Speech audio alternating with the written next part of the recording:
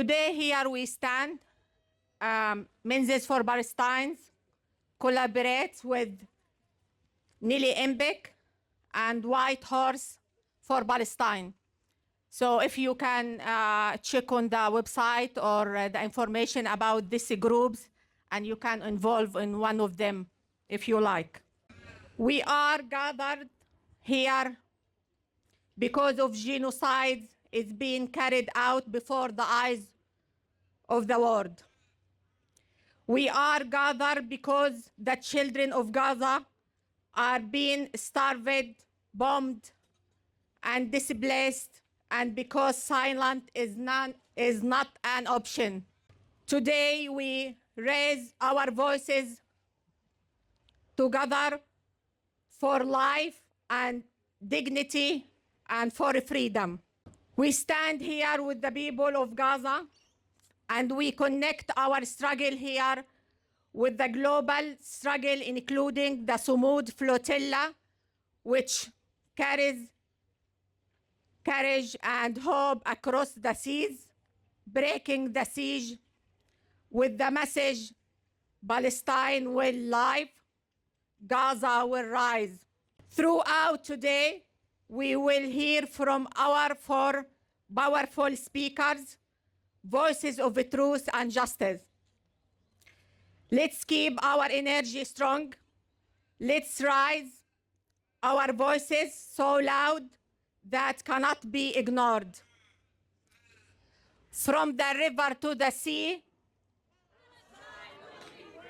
from the river to the sea, Palestine will be free. Our first speaker is a great human being.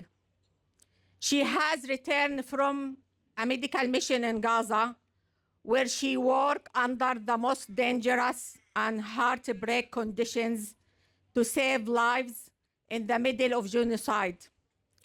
While many would have chosen safety, she chose courage. While the world looked away, she stood with the people of Gaza, bringing healing, compassion, and hope when they needed it most. She reminds us that greatness is not about power or position, but about humanity and the strength to protect others, even in the darkest time.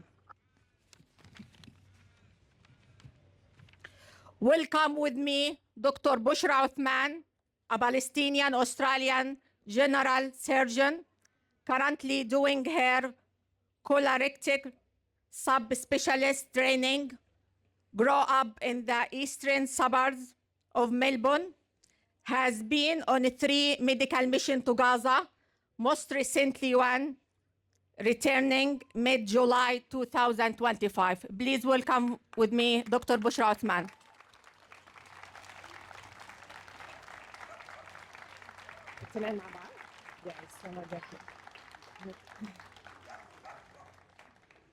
Good morning, good afternoon, everyone, actually. Thank you, Ola, for that very, very kind introduction. And I echo her earlier sentiments that we are gathering here today on unceded land. And I pay my respects to elders past, present, and emerging. I'm not sure that I ever would have thought I would look around Eltham Square and see so many people in kuffiyas and chanting Free Palestine. But the world has changed over the last 2 years. I grew up in Doncaster, so my parents are here today. We've been here since 1992, which is an exceptionally long time. And I'm so proud of the work that the Eastern Suburbs community has done to advocate for Palestinians, to try to hold our government accountable, to also spread the word within our community about what is happening over there. I'm a general surgeon. I've been on 3 medical missions, as Isla mentioned, but I was hoping to share with you a few of the stories of what I've witnessed over the course of my missions there. But I just want to take a moment to acknowledge Ola. Ola has lots of family and friends in Gaza. Oh yes, sorry, can't hear me at the back, that's fine. I can have a loud voice when I need to. So Ola herself has worked in Gaza and has a lot of family and friends there. And as heartbreaking as it might be for me and my personal connection that I've formed over the last year with people in Gaza, I cannot imagine what it must be like on an almost daily basis to receive word of a family that's had a missile strike on their building and has been murdered, or to have her colleagues be unable to either do their jobs or be killed because of their profession in Gaza. And we're not able to understand the monumental loss of life that's occurred there because it's ongoing. We don't even have room to process all of the emotions that it might take to understand that.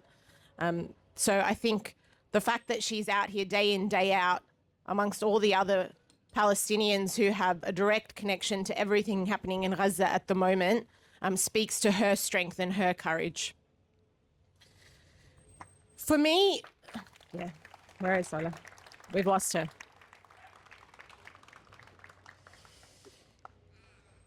Even louder. Can the people at the back hear me or? Yes, okay. So I thought I'd spend a little bit of time just talking about the 5-week medical mission that I went on between June 12th to July 17th this year.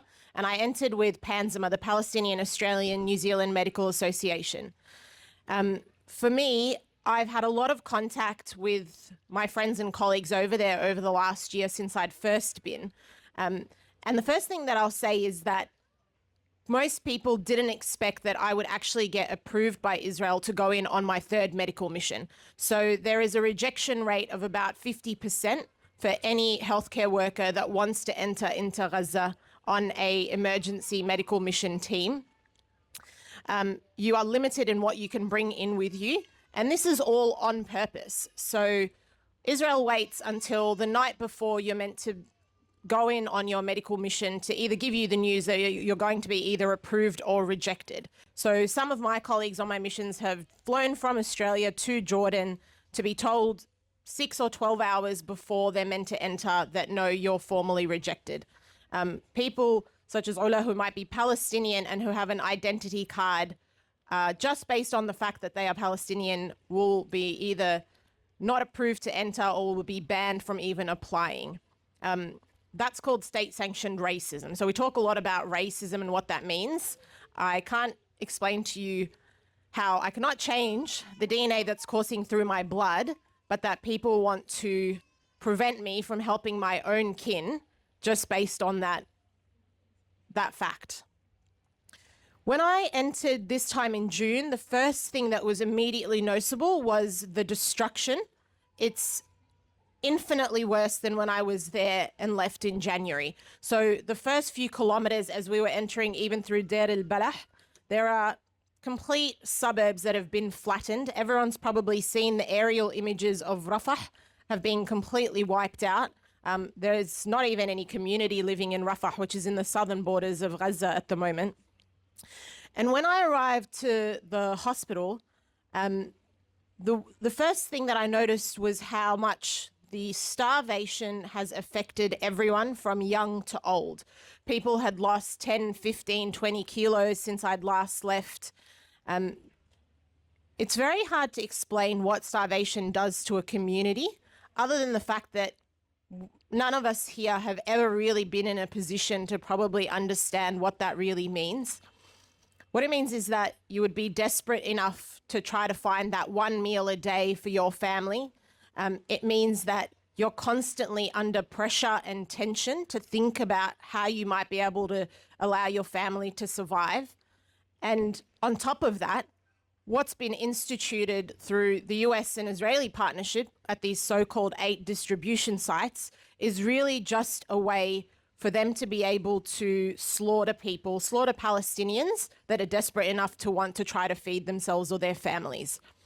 So it's unbelievable. It's beyond shameful, actually, the fact that we've got countless healthcare workers, both local and international, that over the course of the last 4 to 5 months can give daily accounts of the 10s or 20s or hundreds of Palestinians that have been slaughtered at these aid sites. And yet the world watches on is one of the biggest stains on humanity that we will look back upon with the biggest shame. So I think about my 9-year-old boy, Nadal, who went with his father to one of these aid sites. He was shot. The bullet's gone through his left arm, through his left chest, pierced through his lungs, through the diaphragm, the muscle connecting the abdomen and chest, hit his spleen and caused life-threatening bleeding.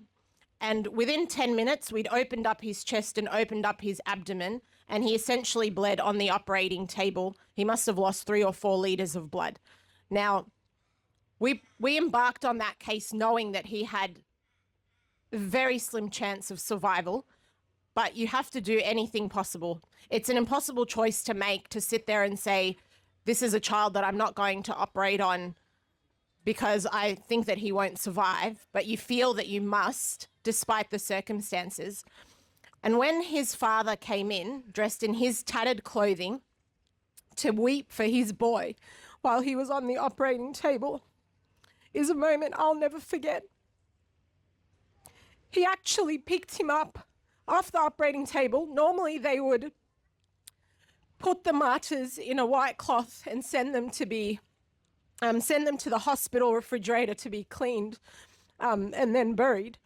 And he said, no, I'm taking my son as he is. And he walked out of that operating room holding on to him. I think about Shahed, whose name in Arabic means to witness, a 30-year-old pregnant mother who was running away from a missile strike and shrapnel pierced through her back and went through her uterus. I think about my Gaza colleagues who delivered her dead baby and gave it to the family to bury while we tried to work on her life-threatening bleeding. There was probably 20 or 25 people in that room. At some point, her heart stopped and we were doing CPR. And by the grace of God, we got a heartbeat back and we sent her to the intensive care. But again, we knew that there was probably going to be no chance that she was going to survive.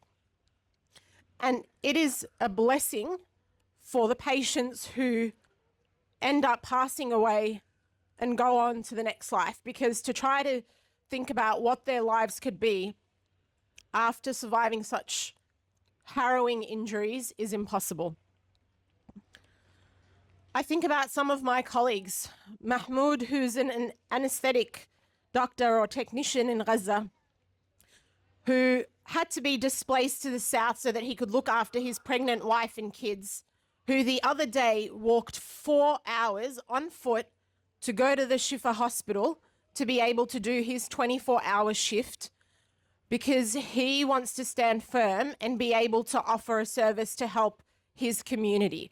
Now, I don't know about you, but if I was a genocide survivor over the last 2 years and I was walking 4 hours away from my pregnant wife and kids to go to a hospital that was being bombed, for which the army, the Israeli military, I should say, at any point could either send in a quadcopter to sniper me down or to kill me, I don't know that any of us would have that resilience and steadfastness or commitment to our community in order to go through with that. And yet this is something that they've stood and done for 2 years. And I don't think I have the words to be able to truly describe any of what the healthcare workers have been able to achieve and what they stand for, and how much of a beacon of humanity and courage and sacrifice they have shown the rest of the world in the healthcare community. I'll probably finish with just a couple of points. Although it's important for me to be able to stand here and say that, yes, I was able to physically be there on the ground as a doctor serving the Palestinians, they themselves have the capability, the technical skill, the abilities to do whatever it is that they need to do. They actually don't need us to be able to go to Gaza to help them. What they've always said to me is they need for us on the outside here to be able to bring an end to this genocide. And each person sitting here today has a role to play in bringing about that result. So we need to be able to advocate louder to hold our Labor government accountable for the role that they play and what they need to do. We need to hold our community to account and to bring them to understanding the atrocities and the war crimes that are occurring on a daily basis over there. We need more voices. We need all of us to be louder. And I think based on what I've seen, we all are in such a privileged position and have so much more that we can sacrifice in order to try to be able to bring about an end to this genocide. I'm no more important than anyone here in my role and what I have to play. And I think that we are slowly seeing a turn of the tides. We're seeing 40 or 50 ships with over maybe 400 or 500 people that have been taken by the Israeli military from these flotilla ships. We're seeing Italy do a strike that brings the nation to its knees on behalf of what's happening in Gaza and across the West Bank. We're seeing people do direct actions, whether that be in the UK. I mean, I think over 1,000 people have been arrested purely for holding up a sign that says that they stand with the Palestine Action Group in terms of direct action. The fact that people can be arrested for advocating against a genocide, whereas we've got a so-called colony that is sending parts to F-35 jets that are dropping the bombs on Palestinians, shows what kind of world we are living in today. And it's incumbent upon each one of us to do more to bring an end to this atrocity. Thank you so much.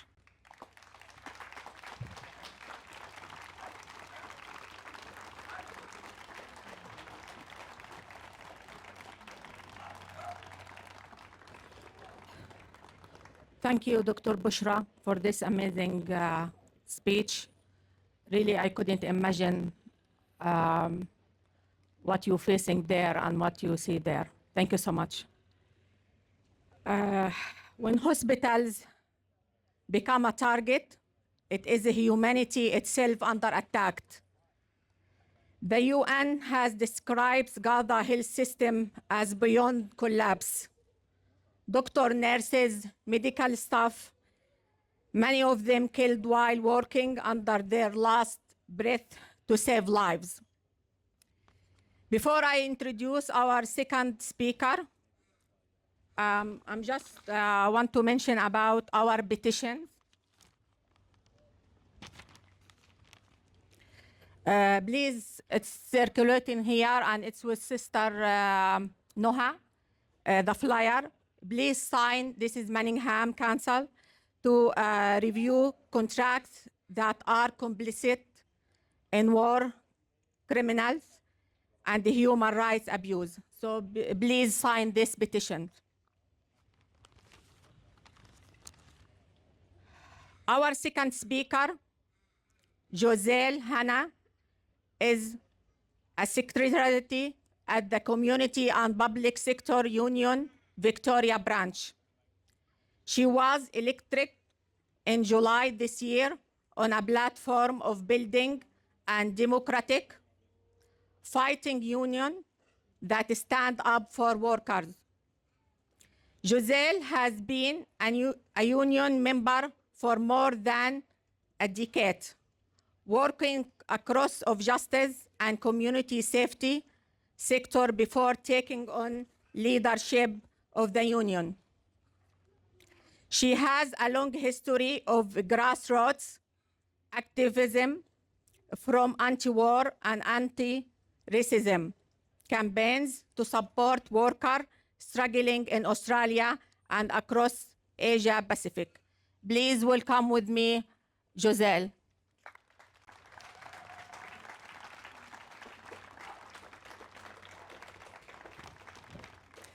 Friends, comrades, sisters and brothers, we are rallying here today because the people of Gaza are facing devastation, facing genocide. It's been 2 years since Israel launched its genocidal campaign against the people of Gaza, masquerading as self-defense, masquerading as a plight of a forgotten people for their holy land. The truth is, the land that today we call Israel, or even what we call Palestine, that land is holy to lots and lots of people of different faiths and different languages. We could go down that path and focus on which peoples has a more righteous claim to those lands. But I'm not convinced that that's what this war is about. War is about imperialism. It's about fighting for scarce resources on a finite planet under an economic system seeking infinite growth. This is capitalism's desperate gasp for survival, and it turns once again to its oldest weapon, and that's war. History shows us that in times of crisis, the powerful will always sacrifice lives to preserve the system. But history also shows us something else, that the workers' movement has stood as a force against war and against fascism, against the destruction that flows from putting profit before people. From the strikes against conscription in World War I, to dock workers refusing to load ships for fascist regimes, to unions standing with anti-colonial struggles, workers have always had the power to resist. And here's the truth. The working class is the only force strong enough to defeat capitalism and its endless wars. We are the ones who build, who transport, who heal, who feed, who educate, who keep society running. But we're not the only ones who know that that's our power. The right wing know it too. I know that people are really frustrated that the unions have failed to take an active stand in this movement for a free Palestine and against the genocide. Workers are not inherently left-wing. They're not inherently collectivist. There is a genuine battle for the consciousness of workers, and you've seen right across the world the ultra-right is also making their case to the workers' movement too. So the task in front of us is clear. We must convince workers that their future lies not with dictators, not with the generals, not with the charismatic leaders who maintain a system for the few and at the expense of the many. Our future lies with each other, with Palestinian workers, with workers across the globe, with every person who wants to live in dignity and peace. So how do we win? We win by fighting for a world that is safe and free for everyone. We win by linking the struggles because they're already linked.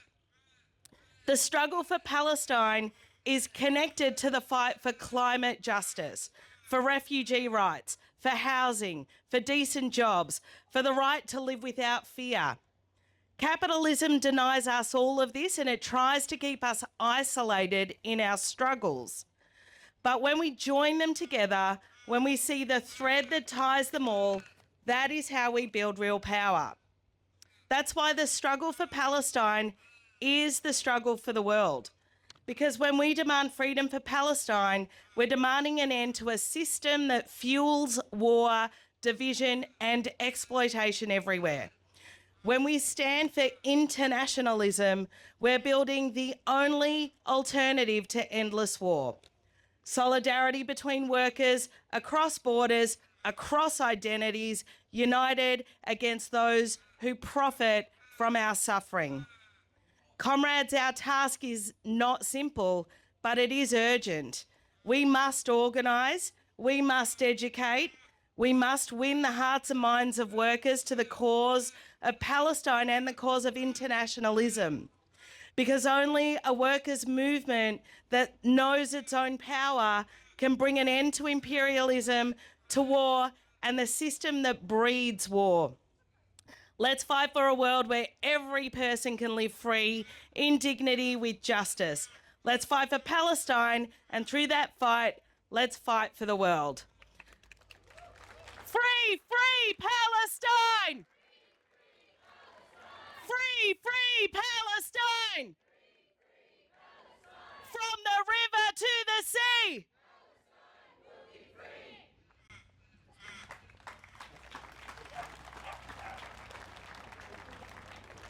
Thank you so much.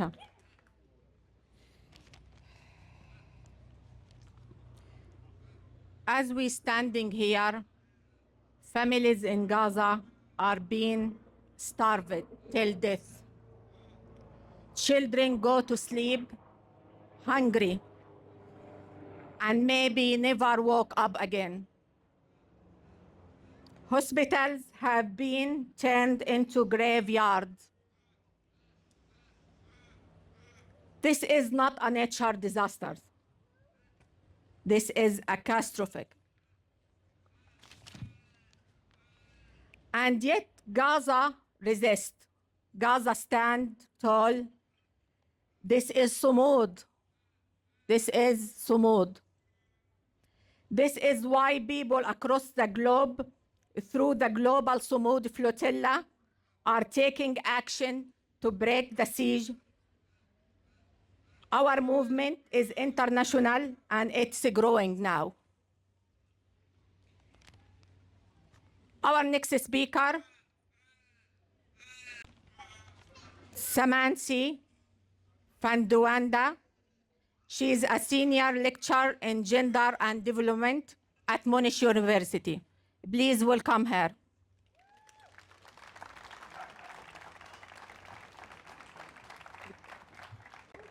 Thank you so much, Ola, for inviting me. I'm going to stand in the shade so I can see my remarks. I stand here because it's my duty, and as an educator, as someone who has spent more than 20 years researching war and displacement, the impact on women, the impact on labour, workers, to name what is happening, genocide, which has been enabled partially through the systemic destruction of education itself. The UN Independent International Commission of Inquiry has found that the Israeli authorities and government have committed 4 of the 5 acts constituting genocide under the 1948 Convention. Among these findings, one demands our urgent attention as educators: the deliberate destruction of Gaza's entire educational infrastructure as a method of genocide. This word, scholasticide, has become commonplace. It's not an abstract word. It's not hard to understand. This concept, it's not academic jargon. It's a method and a process. Let me be precise, because precision matters when we're documenting atrocities. Between October 2023 and February 2025, more than 400 of Gaza's 564 school buildings were directly hit, 85 schools completely destroyed, and over 57 university buildings demolished entirely. This has affected more than 400,000 students, 16,000 teachers, and over 80,000 university students. And over 600,000 school-aged children are denied access to education. The Commission's, yes, it is shame, absolute shame, that in this day and age, we are destroying the infrastructure that, feeds the soul of our young and next generation. The Commission's findings have legal implications that actually should be shaking every academic institution and educator to their core. By destroying the education system in Gaza, and I'm paraphrasing from the document, we would be crippling the Palestinians' ability to preserve their identity as a people. The Israeli authorities deliberately inflicted on the group conditions of life calculated to bring about its physical destruction in part or whole. This meets the definition of genocide, as I mentioned. I know something of scholasticide, although I didn't have the word for it then. In 1981 in Sri Lanka, the Sinhalese government and mobs they were all aligned, and they burned down a Jaffna library. It was called the Jaffna Library because it was such a prominent library in South Asia. And there, tens of thousands of volumes of irreplaceable Tamil manuscripts, palm leaf writings, historical documents were completely destroyed, gone. Thousands, hundreds of years of history. I was a child then, and it took me years to understand what that burning meant, not just the destruction of books, but the attempted erasure of a people's ability to know themselves, to remember who they were, and to imagine who they might become. The destruction of books, of libraries, of education strikes at the very heart of power and disempowerment. Without knowledge, we can still pass on knowledge through our oral traditions, as we've seen, and that knowledge can also become discredited, as we know here standing in Australia on stolen land. Later, as a younger academic, when I critiqued the Sri Lankan government's violence, men in the diaspora here called my parents. They told me to rein it in. I was called a traitor who needed to shut up. They called my employer at Melbourne University and sent threatening emails. Does this sound familiar? I had spent 20 years researching war displacement and the systemic destruction of people, but when October 2023 came, I found myself shrouded in the same institutional silence that enables these crimes. I felt something that I had never felt before in Australia, because in Australia I'd found the academic freedom to research the destruction of educational institutions, to research what was happening in places like Sri Lanka. What I found in Australia in October and by November, December 2023 was a form of self-censorship and the privilege of turning a blind eye to atrocities and violence that would otherwise have been discussed very openly in our universities. Why does Israel target schools and universities? Why did those Sinhalese forces burn the Jaffna Library? Why does the Taliban ban women from education? Not only banning them, but actually now banning books written by women. Because oppressive powers understand what the educator Paulo Freire taught us. Education is a liberatory force. It is a gateway right through which all other rights become accessible. If you destroy education, you destroy a people's capacity to understand, to assert and defend their rights. You destroy their ability to imagine different futures.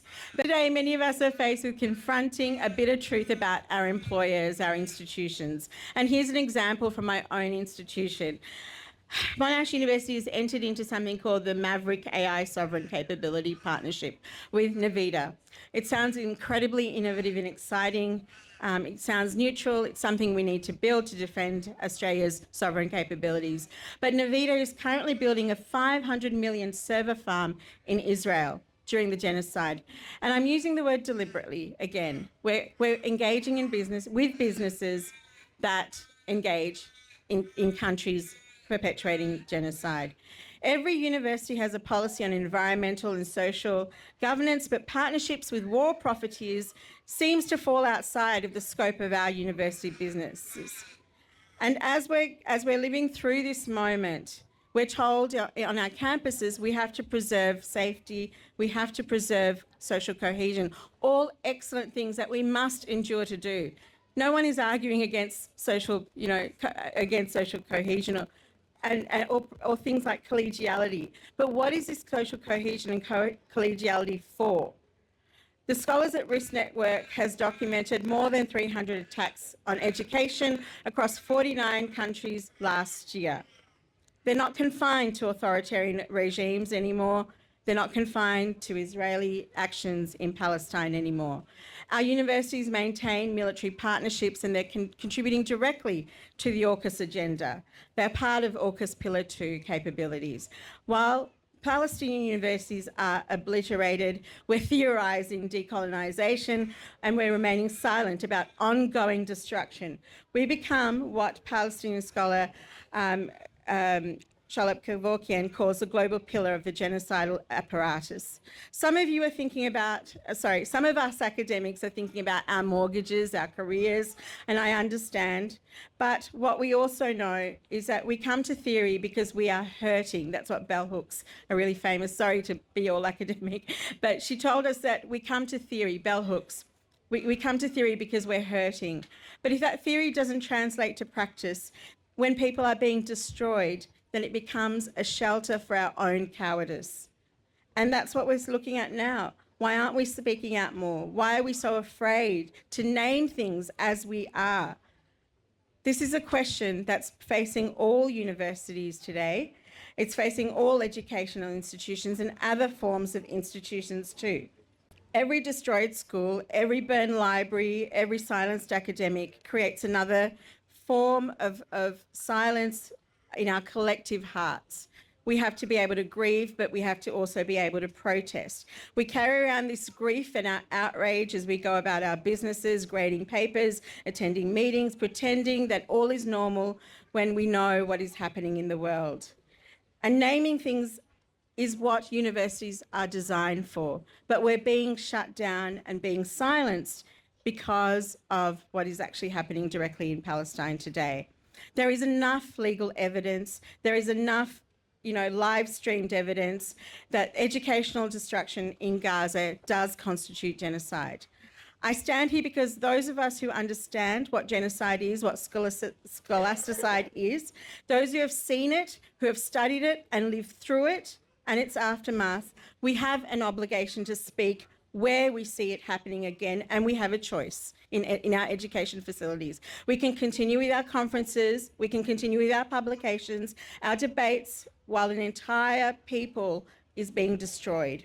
Or we can act. We can demand divestment from our institutions, from military contractors. We can sever partnerships with companies enabling AI, possibly enabling AI-powered killing. We can support the rebuilding of Palestinian education institutions, and we can connect to others defending education globally. If there are Afghani educators who are building webs of solidarity to educate Afghani women today, if activities can build education forums for displaced Rohingya, or if Palestinians are preserving their libraries, carrying their books from tent to tent in displacement camps, then we must heed these lessons. Palestinian educators are continuing to teach in displacement camps. They're teaching their students, and they're demonstrating what we have to remember, that education is not a luxury to be protected only when it's convenient. Academic freedom is not a luxury to be defended when it is convenient. These are both fundamental human rights that have to be defended, especially now, especially when they're under threats. Our Palestinian colleagues have asked for solidarity. The international legal framework is there, and we know yet that scholasticide is occurring. Our response will define not just our moral standing, but how we are remembered in the pages of our history books. This is our test. We are now creating the archive of our lives, and history will not judge us very kindly if we persist. Thank you.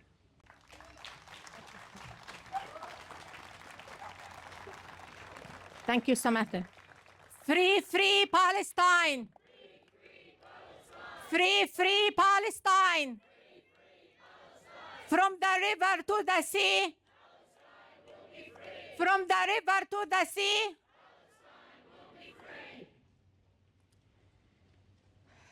We're gathering here with heavy hearts, but also with the strength. This strength comes from standing together, from refusing silence in the face of genocide. This is not just about numbers. This is about children who will never play football again. If you remember the 10 young football player killed 3 weeks ago together. Doctors who gave their last breath to save others. Families torn apart, and the people fighting to hold on their dignity and right to exist. Now I will mention about a few things before we start marching. On Saturday, 18th of October, Nillumbik for Palestine, they have fundraising stall in Eltham Town Square from 12 to 3 p.m. here. Also on 17th of October, No Other Land film screening, Manningham, will be in Manningham Uniting Church from 6 6:30. And you can check Menzies for Palestine website and the social media. Hi, everybody. Okay, so friends, our last speaker, Stephen, is going to be speaking at Alister Knox Park, which is where we are headed now as a group. So we're going to gather and we're going to go down the arcade onto Main Road, and we're going to stay on the southern side of the road, and we are going to walk to Alister Knox Park, and we are going to yell at the top of our voices the chants that we are all familiar with, and we are going to ensure that people in the cafes, people in the stores doing their shopping, hear us loud and clear that we will not stand for genocide any longer. So please, if you can make it with us to Alister Knox Park, please join us and yell at the top of your voices. We'll have chanters at the front. Aboriginal land! Aboriginal land!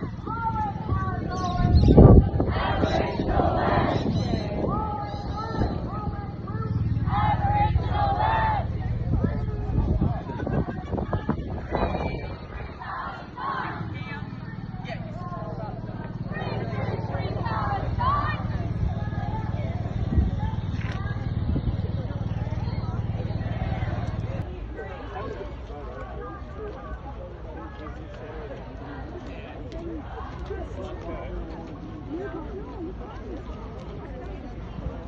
Dehumanizations across the whole world, denying the identity of Palestinians, denying the very reality of Palestinians.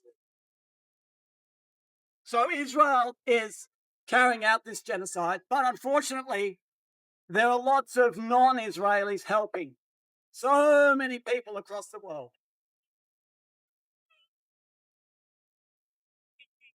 It's hard for me to speak today because I care so much about this. This is so important. This is a stain on the whole world. In 50 years' time, people will still be talking about this. We will still be talking about this. We will still be remembering these crimes, documenting these horrible actions. There will still be legal procedures going on to prosecute people involved. This is about the complicity of politicians, the complicity of the media. It's about the complicity of companies and institutions. And I'd like to thank all our previous speakers and the wonderful things they said, the fantastic points they've put through, because it's so true. There's self-censorship, there's denial, there's deflection, there's lies. Every day in the media, we are told lies. The reporters will say Israel such and such denies that they attack civilian targets, for instance. I heard that on the radio. Just Shame! Shame! Everyone knows this is completely untrue. Everybody in the whole world knows this. Yet still, these lies are repeated. We want justice and equality for all people. This what I see here is what I call social cohesion. I don't call supporting a genocide, turning your back on genocide, social cohesion. That's not social cohesion. This is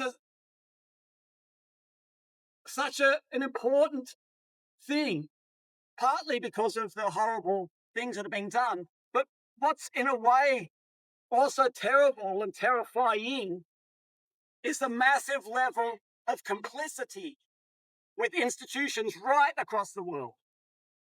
Right across the world. So many people have helped deny, deflect, lie, and that's not acceptable. It's never acceptable. All we're asking for is basic human dignity and basic human compassion and love. every single religion in the world teaches what is happening is completely wrong. Completely wrong. Every single philosophy in the world teaches that what Israel and Israel's allies are doing is completely wrong. It's simple. This is a simple thing.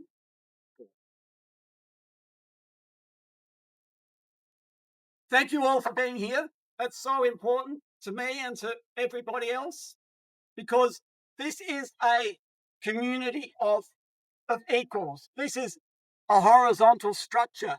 And this is what they can't understand. They can't understand that we care about the people of Gaza like they're our sisters and brothers. They can't understand that. But why can't they? From the river to the sea.